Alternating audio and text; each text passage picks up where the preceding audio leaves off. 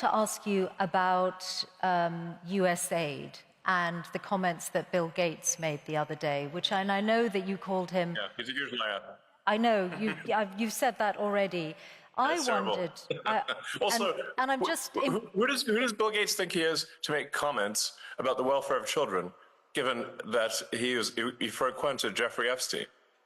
Okay, well, he said he regrets those, and he spent a lot of his own money on philanthropy around the world over the years. My question to you is, have you looked at the data to check if he might be right that the cuts to USAID might cost millions of lives? Yes. I'd like him to show us any evidence whatsoever that that is true. It's false.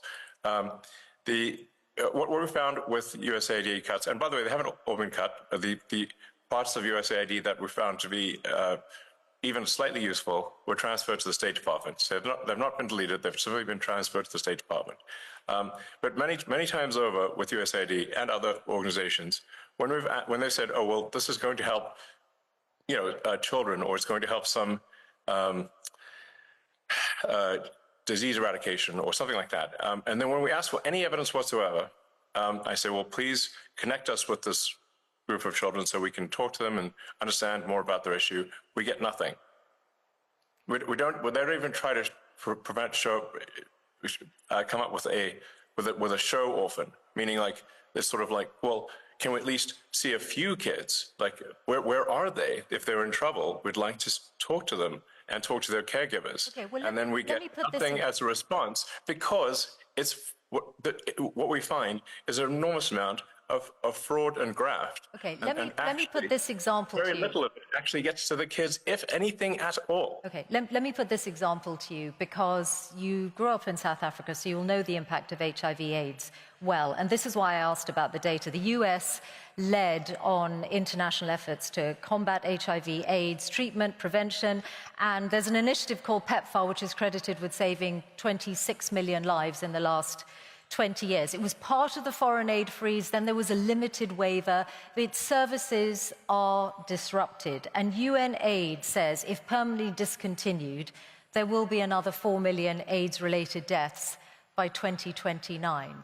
So if you look at that example, which is backed up by data, in 2023, 630,000 people died of AIDS-related illnesses, then perhaps Bill Gates' figures are not wrong. Millions of lives could be lost.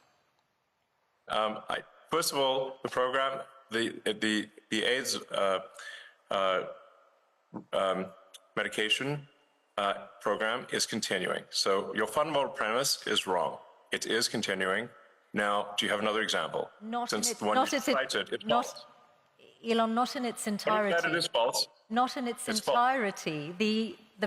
There's a limited waiver, and UNAIDS have said that not all of the services that were previously funded by USAID are continuing. So that's why I put that example to you.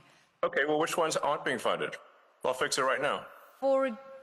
Okay, well, actually, they're all on the UNAIDS website, so you'll be able to see them. But mostly they are to do with prevention, and for example, the rollout of a drug called lenacapavir, which was hailed as one of the biggest breakthroughs against AIDS for many years, which came out last year. So if you are, perhaps, I'm sure UNAIDS would be delighted if you're able to look at that again.